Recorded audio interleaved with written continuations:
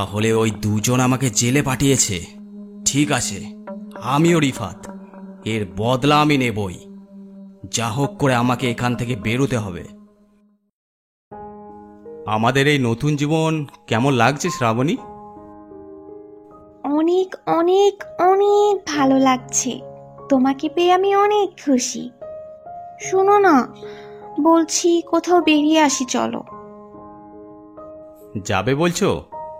ঠিক আছে, সামনের সপ্তাহে আমার অফিসে ছুটি পড়বে, তখন কোথাও বেরিয়ে আসবো। ঠিক আছে, আমি তাহলে গোছগাছ শুরু করে দিই। করো। রেশমি খুনের মামলায় রিফাতকে জেলে পাঠানোর 4 মাসের মধ্যে আমির আর শ্রাবণীর বিয়ে হয়ে যায়। কিন্তু রিফাত প্রতিহিংসার আগুনে জ্বলতে থাকে। এরই মধ্যে রিফাত জেলখানার এক কনস্টেবলের সাথে ভাব জমিয়ে ফেলে। শুনো, আমি জানি আমার যাবজ্জীবন জেল হয়েছে, কিন্তু আমার এখনো অনেক কাজ বাকি পড়ে আছে। টাকা পয়সার অভাব নেই। তুমি যদি এখান থেকে একবার আমাকে পালানোর ব্যবস্থা করে দাও, তাহলে আমি তোমাকে মালামাল করে দেব।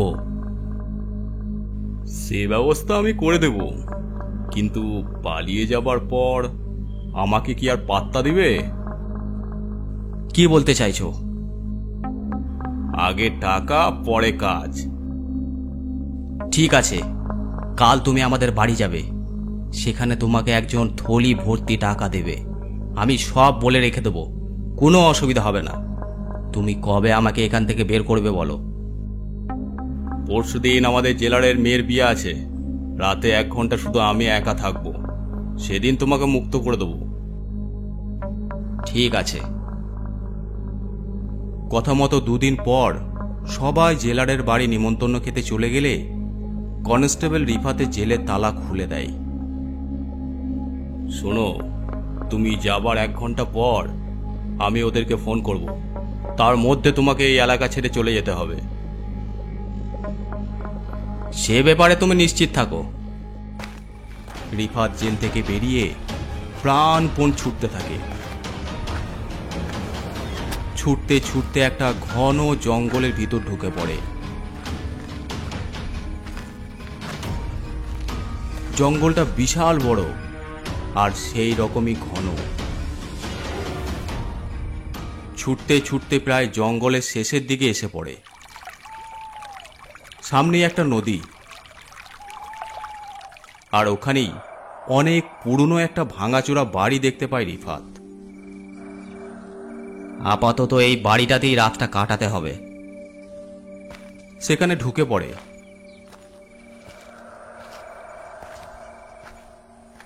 আর ক্লান্ত শরীরে বসে থাকতে থাকতেই ঘুমিয়ে পড়ে রিফাত। এদিকে পুলিশ গাড়ি নিয়ে ওকে খুঁজতে বের হয়।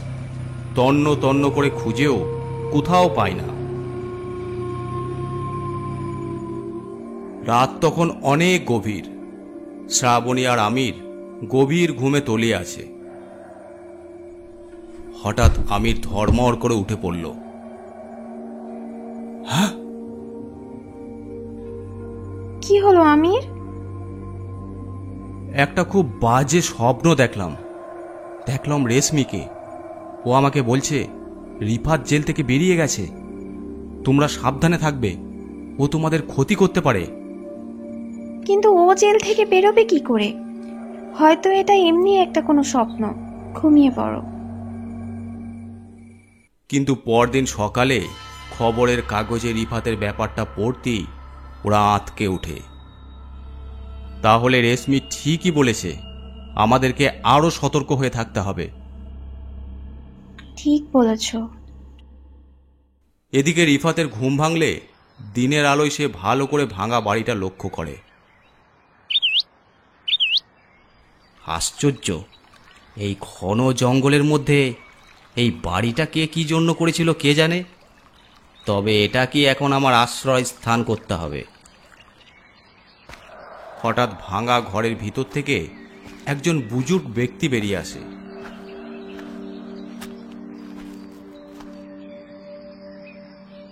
কে তুই? আমার আশ্রয় স্থানে কি করছিস? হুজুর, আমি জানি না এটা আপনার আশ্রয়স্থান। আমাকে ক্ষমা করবেন, খুব বিপদে পড়ে আমি এখানে এসে পৌঁছাই। বিপদ? একজনকে খুন করে জেল থেকে পালিয়ে এসেছিস, তাই তো? হুজুর, আপনি অন্তর্যামী, আপনি একদম ঠিক বলেছেন। আমার এই অবস্থার জন্য দুজন দায়ী, আমি তাদেরকে চরম শাস্তি দিতে চাই। আমার গণনা বলছে তাদের তো কোনো দোষ নেই, তারা তো ঠিকই করেছে। হুজুর, এটা আমার অপমান হয়েছে, আমি অপমানিত হয়েছি সমাজের চোখে, তাই আমি এর প্রতিশোধ চাই। শোন, আমি এখানে দীর্ঘদিন ধরে ভূত প্রেত জিন পড়ি এইসব নিয়ে তপস্যা করছি। আমি এর আগে যে গ্রামে ছিলাম সেখানকার লোকরা আমার উপর বিরক্ত হয়ে যায়, কারণ আমি বশীকরণ থেকে বান মারা সব করেছি। তাই তারা আমাকে গ্রাম থেকে বের করে দেয়। আমি জানি অপমান কাকে বলে। হুজুর, প্রতিশোধ নিতে আমাকে সাহায্য করুন। ঠিক আছে, আমি তোকে সাহায্য করব, তবে একটা শর্ত আছে। কি শর্ত হুজুর? আমি অবশ্যই পালন করব। আমার একটা টাটকা লাশ চাই, ওটা পেলে আমি তোকে সব রকম সাহায্য করতে পারবো। কিন্তু কিন্তু ওই রকম টাটকা লাশ এখন আমি কোথায় পাবো? কোথায় পাবি সেটাও আমি তোকে বলে দেব। তুই শুধু মৃতদেহটা এখানে নিয়ে আসবি। পরশু অমাবস্যা, পরশু আমার ওই মৃতদেহটা চাই। এদিকে আমির আর শ্রাবণীর ঘুরতে যাওয়াটাও ক্যান্সেল হয়ে গেছে। রিফাতের জেল থেকে পালানোর খবরটা শোনার পর থেকেই তাদের আর কোনো কিছুই ভালো লাগছে না। উফ, ওই শয়তানটা অত বড় পাপ করেও জেল থেকে পালিয়ে দিব্যি ঘুরে বেড়াচ্ছে। রেশমির আত্মা শান্তিতে নেই। কেন, কি করে বুঝলে? তা না হলেও আমাকে স্বপ্ন দেখাতো না। কি যে হবে আল্লাহ মালিক জানেন। আমার মনে হয় এই ব্যাপারটা আব্দুল কারীকে একবার জানানো উচিত। ঠিক বলেছ, দেরি করলে হবে না, আমাদের আজই যেতে হবে। দুপুরে খাওয়া দাওয়া করে তারা বেরিয়ে পড়ল।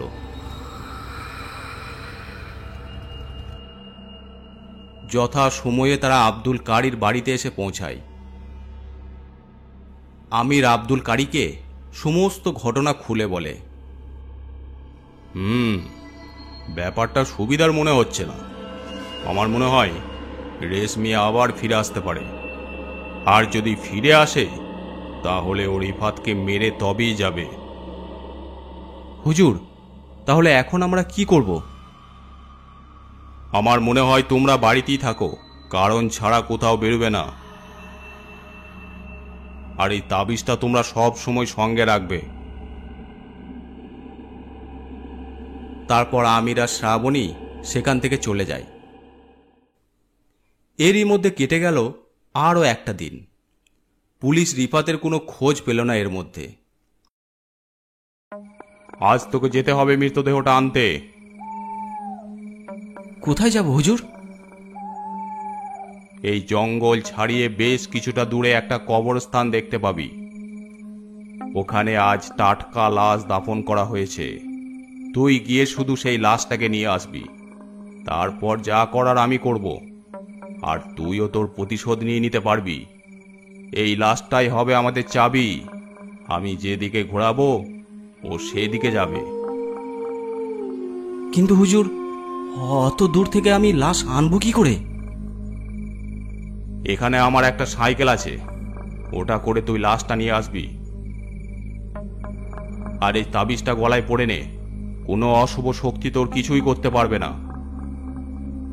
রিফাত তাবিজটা পড়ে নিল। তারপর সাইকেল করে জঙ্গলের ভিতর দিয়ে রওনা দিল।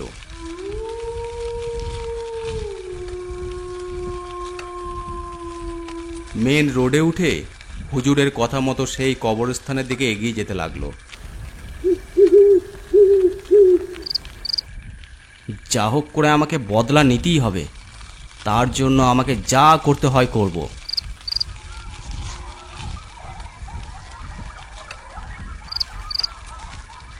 রাত তখন অনেক গভীর, চারিদিক নিস্তব্ধ। রিফাত একসময় সেই কবরস্থানের সামনে এসে উপস্থিত হলো। আশপাশ একবার ভালো করে তাকিয়ে দেখে নিল। না, আশেপাশে কেউ নেই। এবার গিয়ে শুধু লাশটা তুলে আনা। রিফাত ধীরে ধীরে কবরস্থানের ভিতর ঢুকে পড়ল।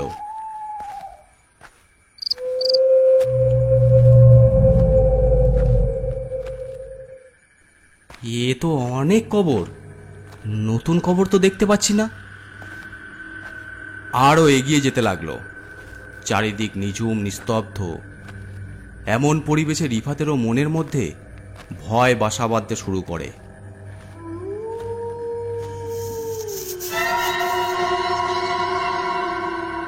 একেবারে কবরস্থানের শেষে এসে উপস্থিত হলো রিফাত। এই তো, এটাই নতুন কবর মনে হচ্ছে। রিফাত শাবল নিয়ে কবর খুঁড়তে লাগলো। হঠাৎ পাশের গাছ থেকে অনেকগুলো রাত জাগা পাখি ডানা ঝটপট করতে করতে উড়ে চলে গেল। উফ, ভয় ধরিয়ে দিয়েছিল।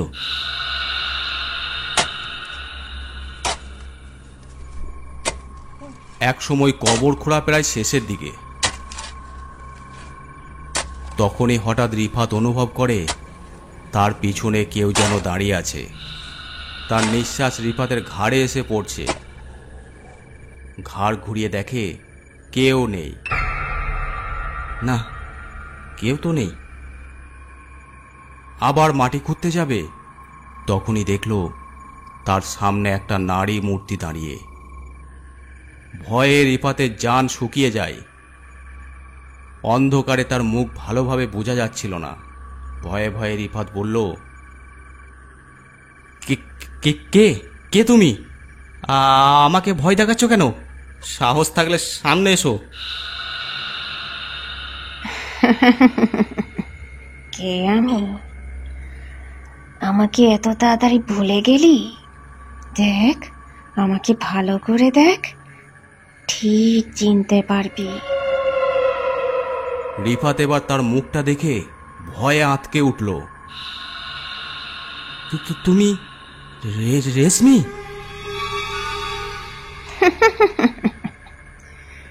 হ্যাঁ, আমি রেশমি। আমাকে তো শান্তিতে থাকতে দিলি না। তুমি তো মারা গেছো, আমাকে কেন ভয় দেখাচ্ছ? মারা গেছি, তুই আমাকে মেরেছিলি, ভুলে গেছিস? তবে তোর জন্য আবার আমাকে আসতে হয়েছে। পুলিশের হাত থেকে পালিয়ে তুই বেঁচে গেলেও আমার হাত থেকে কিন্তু তুই বাঁচতে পারবি না। আমার ভুল হয়ে গেছে রেশমি, আমাকে ক্ষমা করে দাও। হঠাৎ রেশমি ধীরে ধীরে রূপ পরিবর্তন করে একটা ভয়ঙ্কর রূপ ধারণ করল। ক্ষমা? তোর মতো শয়তানের কোনো ক্ষমা নেই। রেশমি রিফাতের গলাটা টিপে ধরতে যায়, আর সাথে সাথে দূরে ছিটকে যায়। আমাকে ছেড়ে দাও।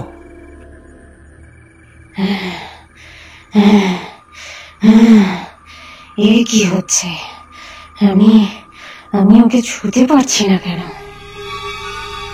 তখনই রিফাতের গলায় সেই তাবিজটা দেখতে পাই। রেশমির বুঝতে অসুবিধা থাকে না যে এই কবজটার জন্যই সে রিফাতকে ছুঁতে পারছে না। রিফাত ততক্ষণে শাবলটা ফেলে প্রাণপণ ছুটে কবরস্থানের বাইরে চলে যায়। কোনো রকম সাইকেলটা নিয়ে সে জঙ্গলের দিকে রওনা দেয়।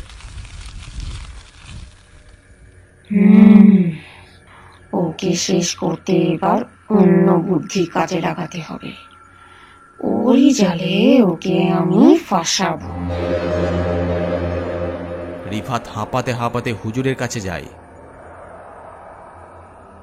লাশ করে আমার, কোথায় লাশ?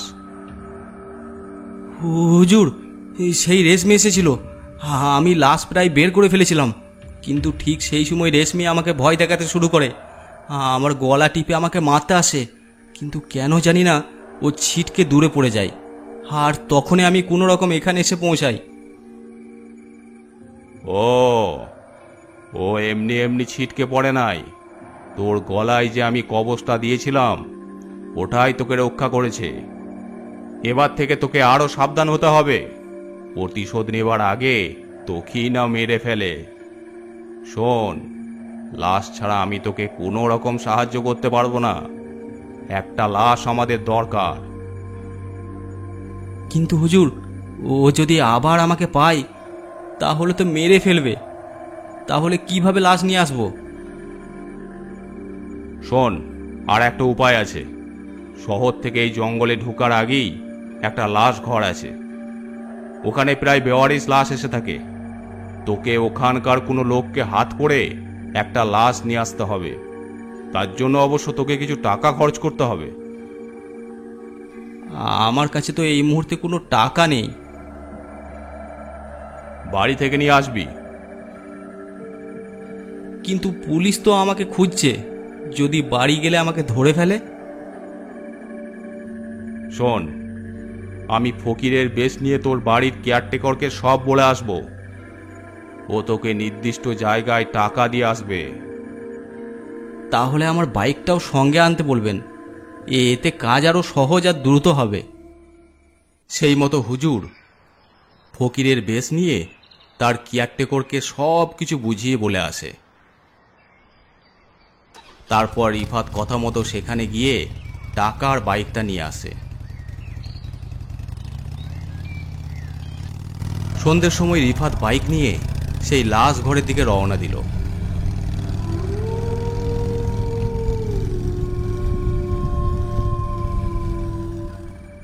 খুব সহজেই ওখানে গার্ডের সাথে মোটা টাকার বিনিময়ে লাশের ব্যবস্থা করে ফেলল।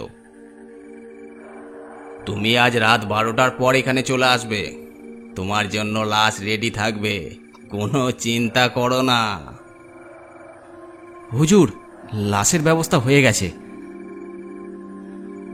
বাহ, তাহলে আমি সবকিছু ঠিকঠাক করে রাখছি। আজ রাতেই লাশ জাগরণ হবে। তুই এবার তোর প্রতিশোধ নেবার জন্য তৈরি থাক। রাত তখন ঠিক কাঁটায় কাঁটায় 12টা। রিফাত বাইকটা নিয়ে বেরিয়ে পড়ল।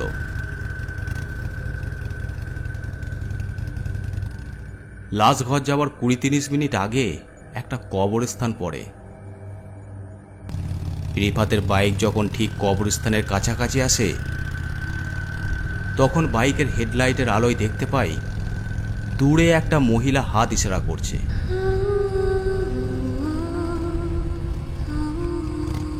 আরে, এ তো মেঘ না চাইতেই জল, দেখি কি ব্যাপার। বাইকটা মেয়েটার সামনে নিয়ে গিয়ে দাঁড় করাই। কি ব্যাপার, এত রাতে বাইক দাঁড় করাচ্ছেন কেন? আমি আসলে খুব বিপদের মধ্যে পড়েছি। আমার স্কুটিটা আজ এখানে আসতেই খারাপ হয়ে যায়।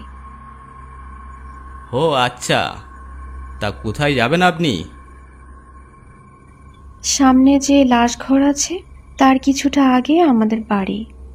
দয়া করে যদি ওখানে আমাকে নামিয়ে দেন তাহলে খুব ভালো হয়।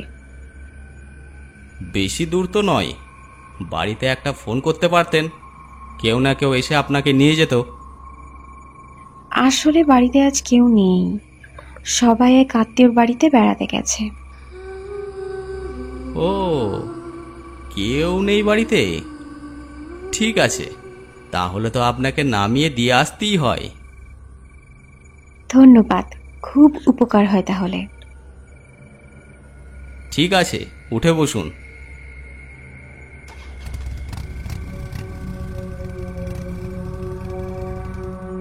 বেশ কিছুটা যাবার পর এবার বাম দিকে চলুন। এদিকে তো জঙ্গল।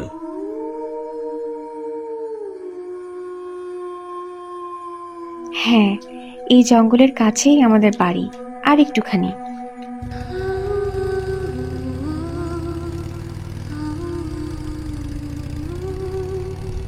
হ্যাঁ, এখানে দাঁড়ান। ওই যে, ওইটাই আমাদের বাড়ি।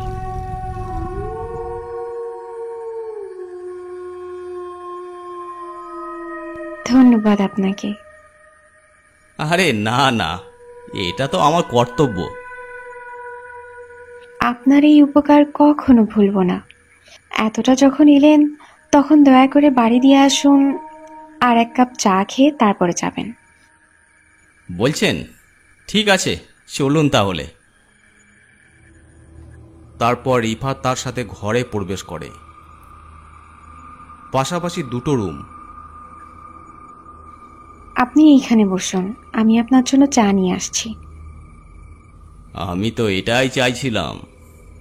রিফাত মনে মনে কুমতলব আঁটতে থাকে। তখনই মেয়েটা চা নিয়ে ভিতরে আসে। রিফাতকে দিতে গিয়ে ওর জামাতে চাটা পড়ে যায়। সরি, কিছু মনে করো না, আসলে আমি বুঝতে পারিনি। আরে না না, ঠিক আছে। আপনার জামাটা খুলে দিন, আমি ইস্ত্রি করে দিচ্ছি, তাড়াতাড়ি শুকিয়ে যাবে। রিফাত জামাটা খুলে দিতেই ওর গলায় তাবিজটা বেরিয়ে পড়ে। ওটা কি আপনার গলাতে? কিছু না, ওটা একটা কবচ। কোনো অশুভ শক্তি যাতে আমার কোনো ক্ষতি করতে না পারে তার জন্য। আপনাকে দেখে তো খুব সাহসী মনে হয়, আর আপনিও এসব বিশ্বাস করেন? না, তেমন কিছু না। আচ্ছা, তেমন কিছু নয় তো, ওটা খুলে ফেলুন, আমি আপনার জামাটা ইস্ত্রি করে নিয়ে আসছি। আমাকে তুই চিনিস না আমি কতটা সাহসী, সময় হলেই বুঝতে পারবি। রিফাত তাবিজটা খুলে টেবিলে রেখে দেয় আর ধীর পায়ে পাশের রুমের দিকে এগিয়ে যায়। দরজার বাইরে থেকে উকি দিয়ে দেখে মেয়েটা ইস্ত্রি করছে পিছন ফিরে।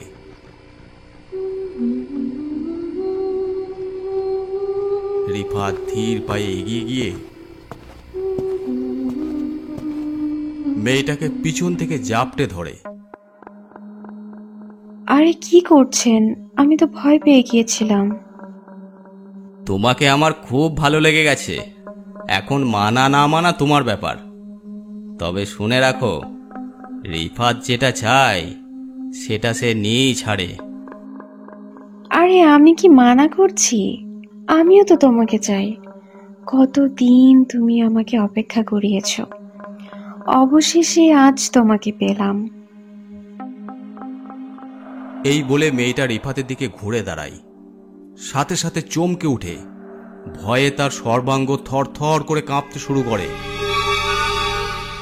কারণ সে যাকে জড়িয়ে ধরেছিল সে আর কেউ নয়, বহুদিন আগে সে নিজে হাতে যাকে মেরে ফেলেছিল সেই রেশমি তার সামনে দাঁড়িয়ে। কি রে, আমাকে দেখে ভয় পেয়ে গেলি? এই দিনটার জন্য আমি কবে থেকে অপেক্ষা করছি রে। আজ তোকে শেষ করে দিয়ে পুরোপুরিভাবে আমি মুক্ত হব। রেশমি, তুমি? কিন্তু না না, আমাকে ছেড়ে দাও। আমার ভুল হয়ে গেছে, আর কখনো এমন হবে না। ছেড়ে দাও, ছেড়ে দাও আমাকে। এই বলে সে তাড়াতাড়ি দরজা দিয়ে বেরিয়ে টেবিলে রাখা তাবিজটার দিকে ছুটে যায়। রেশমি তখন ওর পা ধরে টানতে টানতে ওকে বাইরে নিয়ে আসে।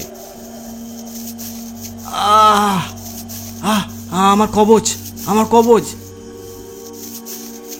এই তাবিজটার জন্য সেদিন তুই বেঁচে গিয়েছিলি, তা না হলে সেদিন রাতেই তোকে কবরস্থানে দাফন করে দিতাম। এই বলে রেশমি ওর গলাটা টিপে ধরে। ছেড়ে দাও, ছেড়ে দাও আমাকে। ক্ষমা করে দাও, ক্ষমা করে দাও আমাকে। তোর বেঁচে থাকার কোনো অধিকার নেই, মৃত্যুই তোর আসল শাস্তি।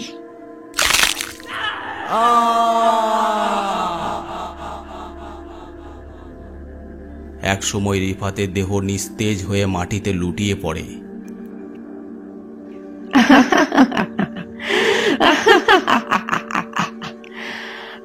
আজ আমার আত্মা পুরোপুরিভাবে মুক্ত হবে।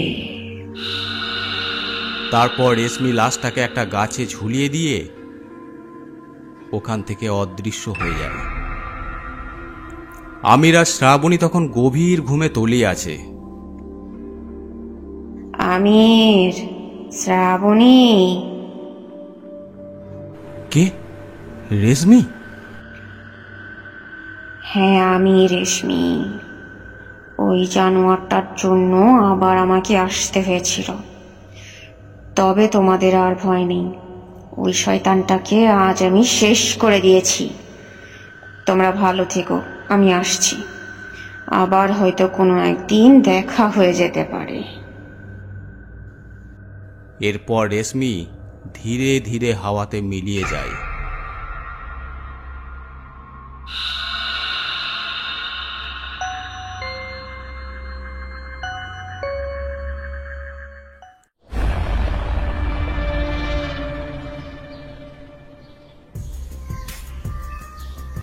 আজকের গল্পটি আপনাদের কেমন লাগলো অবশ্যই কমেন্ট করে জানাবেন। আর যদি ভালো লেগে থাকে অবশ্যই চ্যানেলটি সাবস্ক্রাইব করে দেবেন। আর আপনারা যারা গল্প পাঠাতে চান আমাদের ফেসবুক পেজে ইনবক্স করে পাঠাতে পারেন, অথবা আমাদেরকে মেল করতে পারেন। এছাড়াও আমাদের ইনস্টাগ্রাম আইডি আছে, আপনারা ফলো করে নিতে পারেন। সব কিছুর লিঙ্ক ডিসক্রিপশন বক্সে দেওয়া আছে।